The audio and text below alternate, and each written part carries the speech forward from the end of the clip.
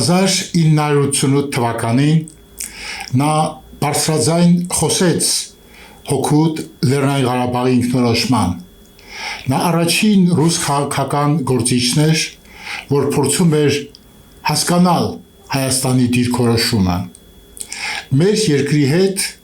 տասնյակ տարիներ կապված էր թե որպես գիտնական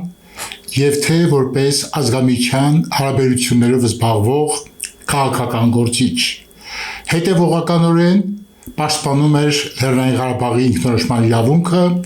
ընդհուպ մինչև սեփական անկախ պետական կազմավորման ստեղծումը։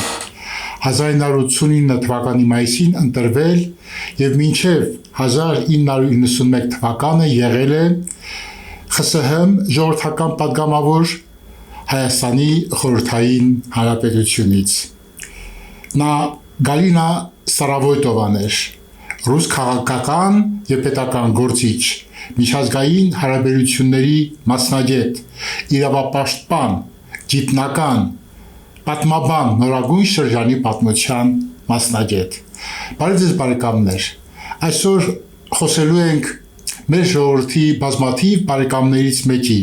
Գալինա Ստարավոյտովայի մասին։ Նա ծնվել է 1946 թվականի մայիսի 17-ին, այսօր իր ծննդյան օրն է։ Մասնագիտացել է էթնո-հոգեբանության բնագավառում։ 80-ական թվականների կեսերից տեղափոխվել է Մոսկվա, որտեղ աշխատել է Խորհրդային Միության Գիտությունների ակադեմիայի Միկլուխո-Մակրայի անվան ազգագրության ինստիտուտում։ Հաճախ մեկնում էր գիտարշավների, այդ թվում Աբխազիա և Լեռնային Ղարաբաղ, ճանաչում էր մեզ, ճանաչում էր արցախցիներին։ 1980 թվականին ստացել է պատմական գիտությունների թեկնածուի գիտական աստիճան։ Դիսերտացիայի թեման կապված էր էթնիկ փոքրամասնությունների, հայերի, թաթարների, էստոնացիների ուսումնասիրության հետ։ Լինելով ակադեմիկոս Անդրեյ Սախարովի զինակիցներից մեկը, նա միշտ սկզբունքայնություն էր դրսևորում, պաշտպանում էր մարդու իրավունքներն ու ժողովրդավարական սկզբունքները։ 1990-93 թվականներին եղել է Ռուսաստանի Դաշնության Պետդումայի պատգամավոր, նաև նախագահ Բորիս Ելցինի խորհրդականը ազգամիջյան հարցերի գծով։ Գալինա Ստարավոյտովան նաև ժողովրդավարական Ռուսաստան Դաշնային կուսակցության համահիմնադիրն էր ու առաջնորդը։ Սակայն այն տարիներին, այն դժվար տարիներին, երբ արդարության խոսքը հետապնդվում էր շատ դաժանորեն, 1998 թվականի նոյեմբերի 20-ին, երբ Ստարավոյտովան վերադառնում էր իր տուն, գնդակահարվեց հենց իր տան շեմքի մոտ։ Հայաստանը չի մոռացել և չի մոռանալու իր բարեկամին։ Երևանի համար 177 հիմնական դպրոցը կրում է Գալինա Ստարավոյտովայի անունը, անվանակոչվել է 2000 թվականին։ Մեր մշակութային օրագրի հաջորդ էջը նվիրված է աշխարհահռչակ գրող Վիլյամ Սարոյանին։ Մայիսի 18-ը հայ մեծ գրող Վիլյամ Սարոյանի հիշատակի օրն է։ Սարոյանը ծնվել է 1908 թվականին Ֆրեսնո, Կալիֆորնիա, Բիթլիսից գաղթած հայ ընտանիքում։ Բիթլիսը հիմա Թուրքիայի տարածքում է,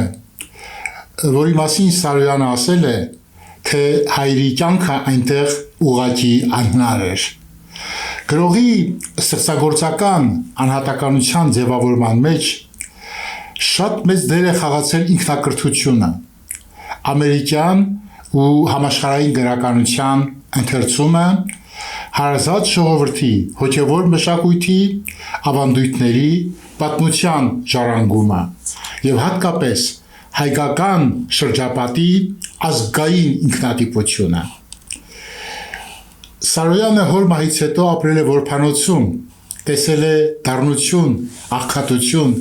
կանոնավոր կրթություն չի ստացել, բայց այն հզոր ուժը, որ կար այս մարդու մեջ, նրան դարձեց աշխարհի մեծագույն գրողը և մեր հայերիս հպարտությունը։ Իսկ ինքը 7 տարեկանից լրագրեր էր վաճառում մայթերում ու խաչմերուկներում։ Աղքատ որբ տղա։ 3-րդ դասարանում առաջին անգամ վաստակեց դպրոցի ամենաչար տղայի համբավը։ Ուրիշ վաստակ չուներ։ Եվ ինչպես ինքը պատմում է, ինձ հաճախ անկյուն էին կանգնեցնում,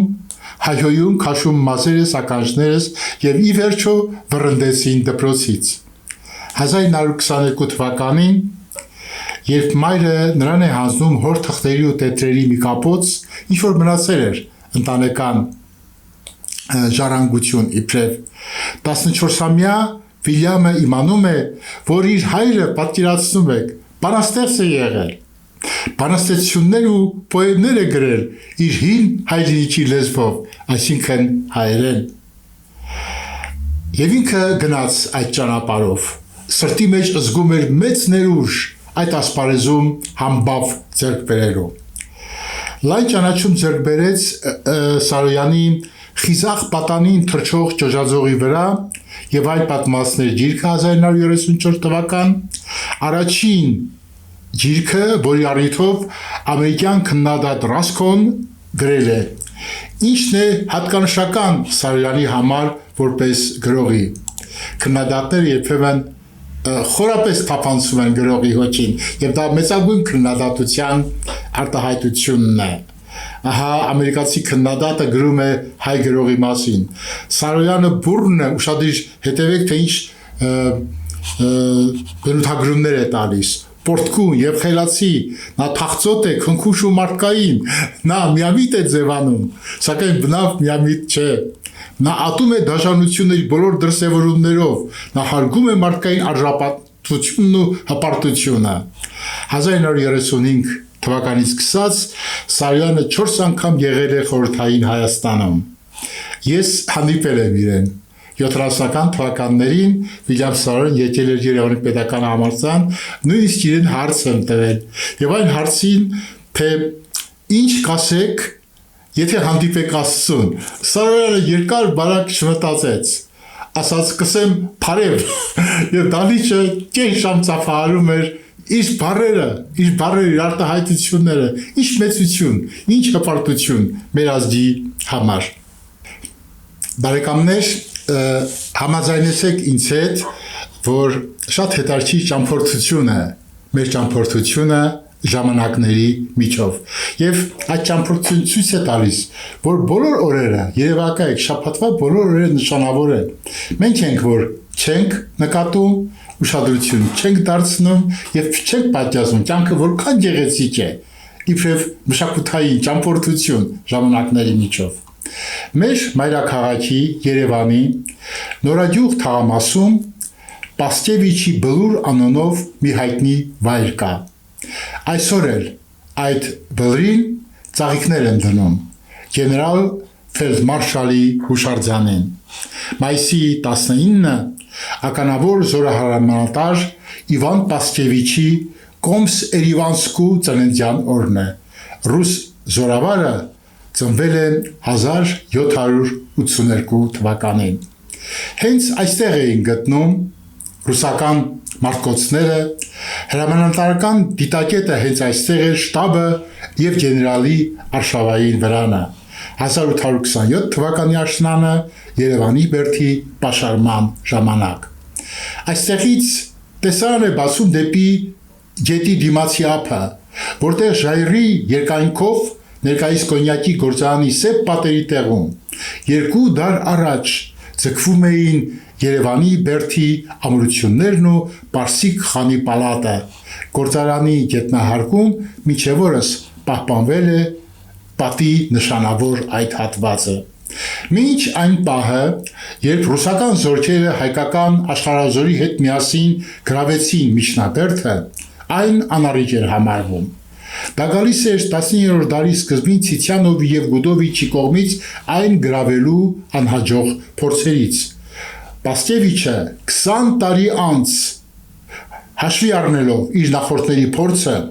մեկ շաբաթից էլ պակաս ժամանակահատվածում գրավեց Երևանի բերդը, ջերի վերցնելով խանին եւ վերացնելով բերդի անառիկության առասպելը։ Հաջող հարձակման համար հետևակի գեներալ Իվան Ֆյոդորովիչ Պասկևիչին 1828 թվականի մարտին տրվեց կոմսի տիտղոս Երևանսկի անունով, ինչպես նաև հատկացվեց 1 միլիոն ռուբլի փոխհատուցման գումարից։ Սա ռուսական կայսրության պատմության մեջ ամենամեծ միանվագ դրամական պարգևն էր։ Այն մասին, թե ինչպես են այդ միջոցները ծախսվել հայ բնակչության կարիքների համար, պատմեց Երևանի ռուսական տան ղեկավար Վադիմ Ֆեֆիլովը։ 1829 թվականին սկսվեց հերթական ռուս-թուրքական պատերազմը, եւ Պասկևիչ Երևանսկին արդեն գրավեց Կարսը, Աղալքալակը, Ախալցխան, Արդահանը, Բայազետը, Էրզրումը, բայց Ադրիանապոլսի խաղաղության պայմանագրով ռուսական զորքերը ստիպված էին թողնել այդ տարածքների զգալի մասը։ Այն ժամանակ Պասկևիչ Երևանսկին դիմեց կայսրին, թույլտվություն խնդրելով իրեն հատկացված միջոցները օգտագործել ռուսական զորքերին աջակցություն ցուցաբերած հայ բնակչությանը ռուսական սահմանները տեղափոխելու համար, որպեսզի նրանք խուսափեն թուրքական հալածանքներից։ Պասկևիչի միջնորդության արդյունքում 100,000 մարդ փրկվեց։ Կոմս Պասկևիչ Երևանսկին միապետին ուղված իր ուղերձում հիացմունքով պատմել է իր զորքում կռված 2000 հայ աշխարհազորյանների քաջության մասին։ Օսմանյան կայսրությունից տեղափոխված յուրաքանչյուր ընտանիքի Երևանի ամրոցի գրավման համար Պասկևիչի ստացած դրամական պարգևից 25 ռուբլի է հատկացվել։ Սիրելի բարեկամներ, ահա մի էջ հայ-ռուսական հարաբերություններից, մեր ժողովրդի հերոսական պատմությունից, թե ինչպես քայլ առ քայլ մեր հողի վրա վերականգնվում էր այն հին արքայական մեծությունը, մինչև հասավ անկախ պետականության վերականգնման։ Երևի քիչ գրողներ կան, որոնց ճակատագիրը այնքան տխուր լիներ, որքան Պետրոս Դուրյանինը։ Նա հեռացավ կյանքից 21-ը չբոլորած, հեռացավ երազելով իր պատրաստած տաղերի փոքրիկ ժողովածուի արև տեսնելը, հեռացավ նույնիսկ առանց լուսանկար ունենալու։ Մահից մեկ օր առաջ հյուծախտի ցամքած գրողը մարգարեացել է. հարգս չգիտցան, բայց պիտի փնտրեն զիս, ու փնտրեցին։ Այս գիրքը, որը ձեզ հիմա ներկայացնում եմ, սիրելի բարեկամներ, Պետրոս Դուրյանին փնտրելու փորձ է։ Գրքի հեղինակը իմ դասախոսն է եղել, պրոֆեսոր դուրյանագետ Ալբերտ Շարոյանը։ Նրա այս ճգնախ մենագրությունը, որը համակողմանի ուսումնասիրություն է Պետրոս Դուրյանի կյանքի և ստեղծագործության, առաջին անգամ լույս է տեսել 1972-ին ակադեմիկոս Էդվարդ Ջրբաշյանի խմբագրությամբ և իր փաստական առատությամբ ու ճշգրտությամբ անգերազանցելի տեղ է գրավել Վաղամերիկ հանճարի Պետրոս Դուրյանի կյանքի ու գործի ուսումնասիրության ասպարեզում։ Սկզբնաղբյուրի աղբյուր ունի, արժեք ունի այս գիրքը, որը նաև դուրյանագիտության յուրօրինակ ամփոփումն է։ Շարոյանը գրում է, որ Դուրյանին նվիրված իր այս աշխատությունը խնդիր էր դրել հավաքել գրողի տաղերն ու նամակները մաքրել օտար միջամտություններից, որոնել գրական ժառանգության անհայտ էջեր, ճշգրտել կենսագրական ու ստեղծագործական հետաքրքրություն ներկայացնող բազմաթիվ փաստեր։ Այդ ջանքերի արդյունքը Դուրյանի երկերի քննական և ամբողջական ժողովածուի երկհատորյակն է, որը լույս տեսավ 1971-1972-ին։ Այդ հատորների խմբագիրը Պարույր Սևակն էր։ Եվ շարունակելով մեր որոնումները, հետաքրքիր մի փաստ է նկատում գրականագետ Ալբերտ Մակարյանը, պրոֆեսոր Շարոյանը վախճանվել է 2007 թվականի հունվարի 22-ին, Կարծես նախախնամությամբ սահմանված իր ամենասիրելի բանաստեղծի Պետրոս Դուրյանի մահվան օրը։ Եվ մի քանի դիտարկումներ եւս այս կանչելի գրքից, որտեղ բոլոր էջերը բացառիկ կարևոր են։ Ցանկացած էջ բացեք ու կհիանաք իսկական բարձր գրականագիտությամբ։ Վերջին նամակում գրված մահից 6 շաբաթ առաջ Դուրյանը մտորել է. Արդյոք ինչ պիտի ասեն ինձ գերեզմանեն անդին, անշուշտ ահա թշվար երիտասարդը, որ աշխարհ եկավ, միայն իր մեռնիլը զգաց ու մեռավ։ Կենդանության ժամանակ գրողը ծափահարվեց որպես թատերգակ, բայց գրեթե աննկատ մնաց իբրև բանաստեղծ։ Իսկ մահից հետո մի առիթով Դեմիրճյանը նկատել է. մեր բոլոր արվեստագետներն ու արտիստները քննադատվել են բանավոր կերպով. Դուրյան, Պարոնյան, Թումանյան, Ադամյան, Սարյան եւ այլն։ Բոլորն իրենց աթոռները ստացել են բերանացի գնահատությամբ, ավելի քան թե գրավոր քննադատությամբ։ Ահա մեր ձեռքին հիմա մի գիրք է գտնվում, սիրելի բարեկամներ, որը Դուրյանի մասին գրավոր քննադատության մի փառահեղ ու փայլուն օրինակ է։ Ալբերտ Շարուրյան, Պետրոս Դուրյան, Կյանքը եւ գործը։ Փնտրեք այս հատորը, անպայման կարդացեք, կսիրահարվեք հայ գրականությանը։ Իդեպ, քանի որ իր ուսանողն եմ եղել, հիշում եմ իր դասախոսությունները։ Հուզվում էր Դուրյանի եւ արևմտահայ գրողների կյանքի բոլոր էջերը ներկայացնելիս։ Եվ քանի որ չէր ցանկանում, որ իր արդյունքներն ու հուզումը մենք տեսնենք, դասախոսությունը ընդհատում էր, մեջքով շրջում էր մեզ ուսանողներից, մենք գիտեինք, որ ինքը լացում է։ Այ այդպես կսիրեն գրականությունը, այ այդպես կնվիրվեն մասնագիտությանը, այդպիսի դասախոս կլինեն։ Ահա թե ինչ եմ ես տեսել Երևանի պետական համալսարանում։ Եվ այսպես Ալբերտ Շարուրյան, Պետրոս Դուրյան, Կյանքը եւ գործը։ Այն մեծ անհատը, ում մասին հիմա պիտի խոսեմ մեր մշակութային օրագրում, դատապարտեց քաջաբար, խոսեց արդար ու ազնիվ, իր քննադատական խոսքը ասեց սովետական պետության դեմ, երբ մեր սովետական զորքերը ներխուժեցին Աֆղանստան։ Հետևանքը բնական էր այն տարիներին։ Ինքը ակադեմիկոս զրկվեց բոլոր կոչումներից, պարգևներից, մրցանակներից եւ 1980 թվականին Մոսկվայից աքսորվեց գործի։ Տարիներ շարունակ այդ մեծ մարդը աքսորյալ էր սովետական տարիներին։ Կինը, իր սիրելի կինը, Լուսիկը, որ ազգությամբ հայ էր, կամավոր հետևել է նրան։ 1986 թվականին Միխայել Գորբաչովը թույլ տվեց Սախարովին եւ նրա կնոջը Ելենա Բոներին վերադառնալ Մոսկվա։ ԽՍՀՄ ֆիզիկոս, քաղաքական գործիչ, սովետական ջրածնային ռումբի հեղինակ, խաղաղության Նոբելյան մրցանակի դափնեկիր Անդրեյ Սախարովը, որ համարվում է մեր դարաշրջանի խիղճը եւ երկար տարիներ ու տասնամյակներ պիտի համարվի, ծնվել է 1921 թվականի մայիսի 21-ին։ Կնոջ հետ Ելենա Բոների հետ, ում սիրով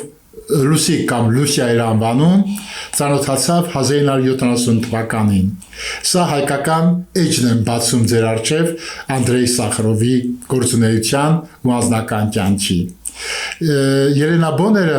հայուհի էր հայրական կողմից։ Նրանց միությունը դարձել էր ոչ միայն անձնական, այլև մտավոր գործընկերություն։ Հարազատ քաղաքական նույն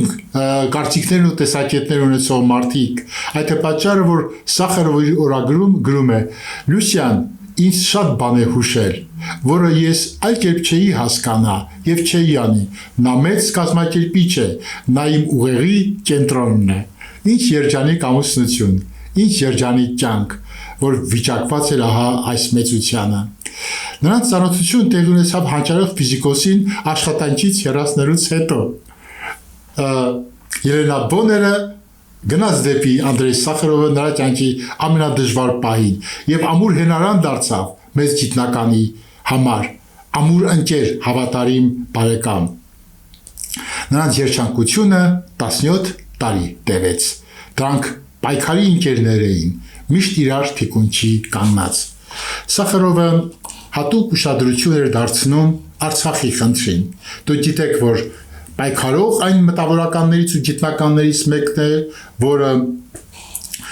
սովետական միության գլխավոր օրենսդիր մարմնում համարձակորեն խոսում էր Արցախի խնդրի արդար լուծման պահանջի ու անհրաժեշտության մասին։ Սկսած 88 թվականից փետրվարի Սումգայիթյան ջարդերից։ Նա այդ հարցը, Արցախի հարցը, դիտարկում էր մարդու իրավունքների հռչակագրի դիրքերից, պնդելով, որ բոլոր ժողովուրդները իրավունք ունեն իրենց ճակատագիրը ազատորեն որոշելու, ազատ կամ արտահայտությամբ։ Նա մերժում էր ռեպրեսիվ մեթոդները եւ ձգտում էր, որ Արցախի օրինակով հաղթեն նոր քաղաքականության սկզբունքները, դրանում տեսնելով արմատապես վերափոխված ԽՍՀՄ-ի պահպանման հնարավորությունը։ Ահա ամենակարևոր հարցը։ Արդարություն չեղավ Արցախի հարցում եւ կործանվեց մեծ տերությունը։ Եվ բնական է, որ սիրելի բարեկամներ, Արցախի մայրաքաղաք Ստեփանակերտում տեղադրվեց մեծ գիտնական, մեծ հայասեր, մեծ մարդասեր Անդրեյ Սախարովի հուշարձանը։ Ժամանակին մեծ գիտնականը ասում էր. եթե ադրբեջանցիների համար Ղարաբաղի հարցը ամբիցիաների հարց, ապա հայերի համար գոյատևման խնդիր է։ Համոզված էր մեծ գիտնականը եւ ասում էր. եթե որևէ մեկը կարող էր կասկածել դրանում միջև Սումգայիթը, ապա այդ ողբերգությունից հետո ոչ մեկի մոտ լղիմը Ադրբեջանի կազմում պահպանելու համար ոչ մի բարոյական իրավունք ու հնարավորություն չի մնում։ Սախարով մահացել է 1989 թվականի դեկտեմբերի 14-ին Մոսկվայում։ 1991 թվականին Երևանի հրապարակներից մեկը անվանակոչվել է նրա անունով, իսկ 2001 թվականին տեղադրվել է ակադեմիկոսի հուշարձանը, որը առաջինն է նախկին ԽՍՀՄ տարածքում։ Ես նաև ուզում եմ ավելացնել, որ Սախարով Բոներ զույգը եւ վերադարձավ Սախարով աշխատանքի անցավ ֆիզիկայի ինստիտուտում եւ Բոները ակտիվ սկսեց զբաղվել հասարակական գործունեությամբ, ապա Սախարով ընտրվեց պատգամավոր, նրանք նախկինի պես սիրում էին իրար։ Իդեմս կնոջ Սախարովը գտել էր հարազատ հոգի, նվիրված համախոհ եւ համատարիմ ամուսին։ Ահա մի էջ համաշխարհային առումով մտավորականության, ազնիվ մտավորականության պատմությունից։ Ասենք առաջ բարեկամներ, յուրաքանչյուր օր մեզ խոստանում է հաճելի անակնկալ, հիշատակ, լույս, առիթ մտորելու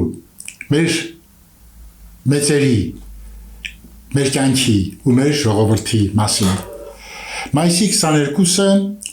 մեծանուն հայ բանաստեղծուհի Ալիսիա Կիրակոսյանի հիշատակի օրն է։ Նաև այս տարի հուլիսի 13-ին լրանում է անվանի բանաստեղծուհու 90-ամյակը։ Բնականաբար եւ մեր հաղորդաշարը եւ համայնքական գրողների միությունը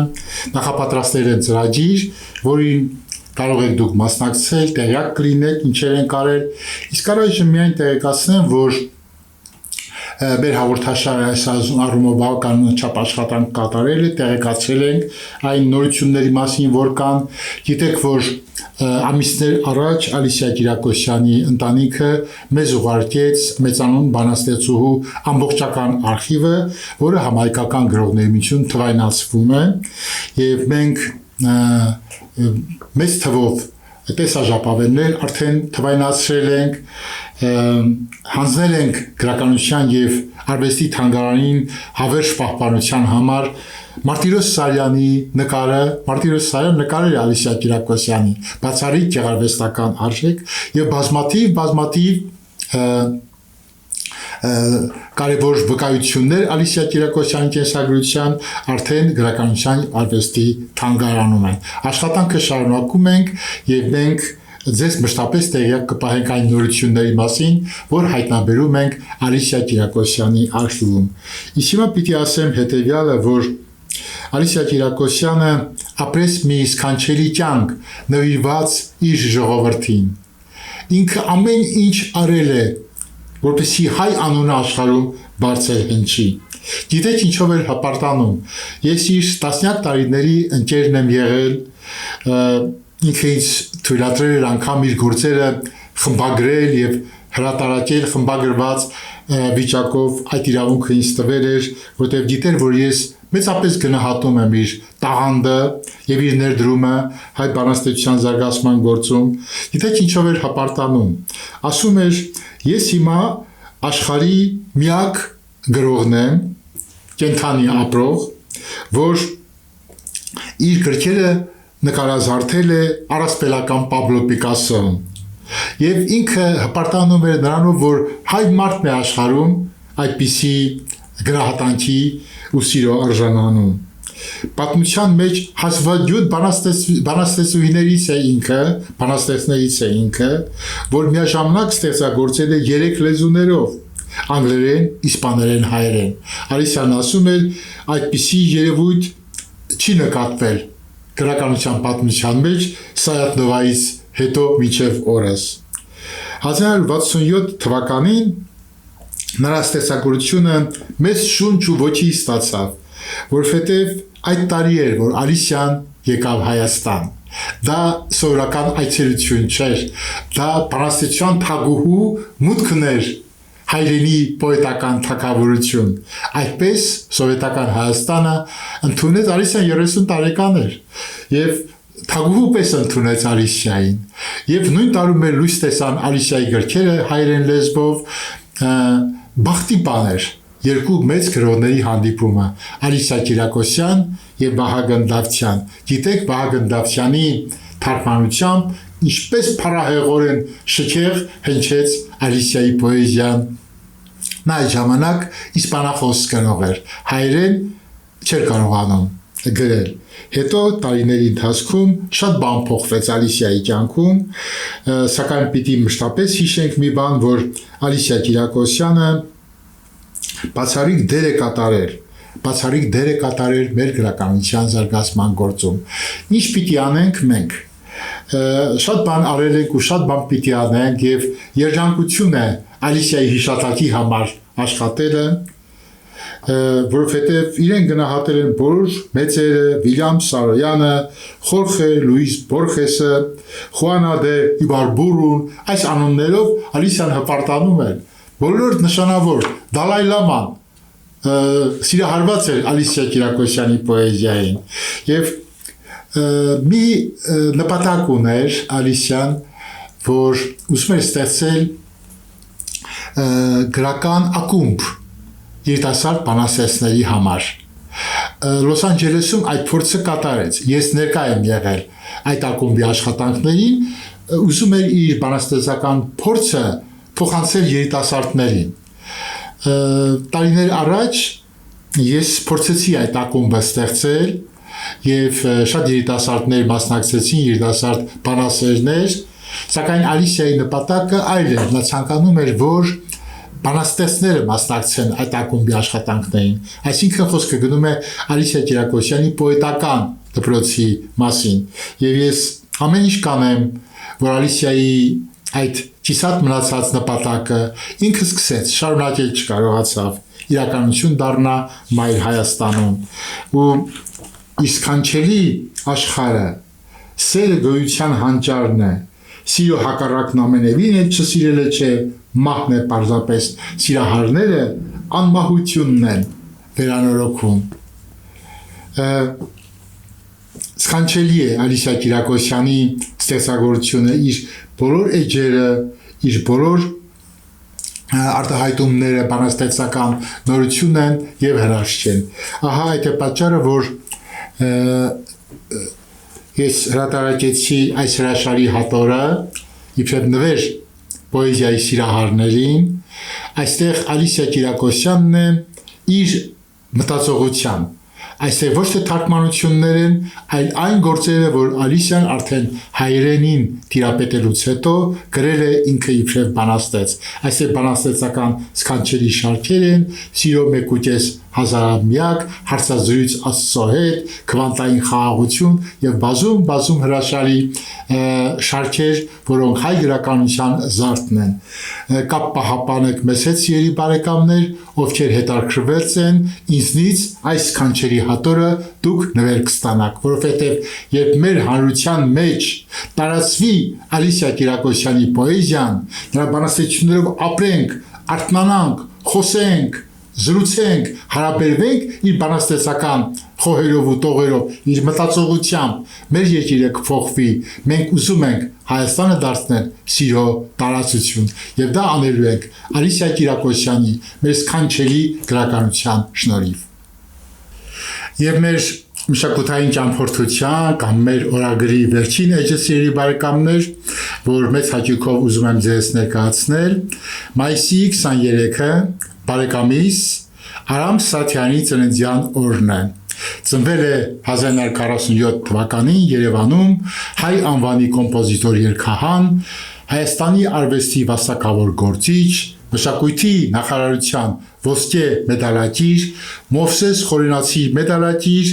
հայրենիքին մատուցած ծառայությունների առաջին աստիճանի շքանշանակիր, Հայաստանի կոմպոզիտորների միության նախագահ, մեծ է վաստակը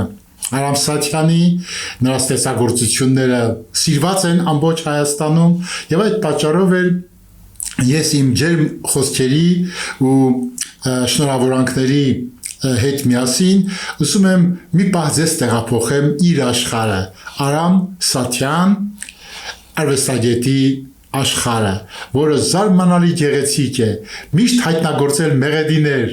միշտ հայտնագործել ձայներ, սիրո, կյանքի, բարեկամության, սա այս կանչելի կոմպոզիտորի աշխարհն է։ Արամ Սաթյան, արդյոք հիշում ես հրաշք երգը, որի խոսքերի հեղինակ Դավիթ Հովհաննեսն է, իսկ մենակատարը մեր հանրապետության ժողովրդական արտիստուհի Ռաիսա Մկրտչյանը։ Լսենք ու վայելենք իսկական ու մեծ արվեստ։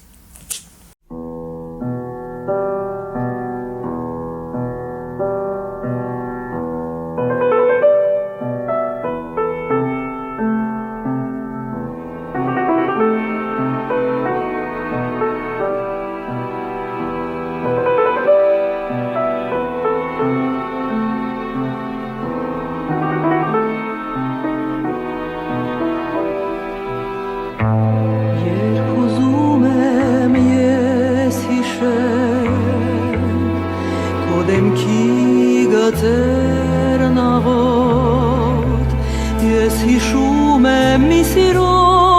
գիշեր և սիրո մի առավոտ և մի տխուր հեգեկանք բարձրանում է հուշիս խորքից իմ սիրո արև քեզ ինչ եղավ և հիշում ես արդյոք Եվ լուսինը այս անհուս, և զմրան գիշերը նահով, ինձ ասում են, որ չկա օգուս, էլ սիրո նոր առավոտ, և մի տխուր հեգեկանք բարձրանում է հուշիս խորքից,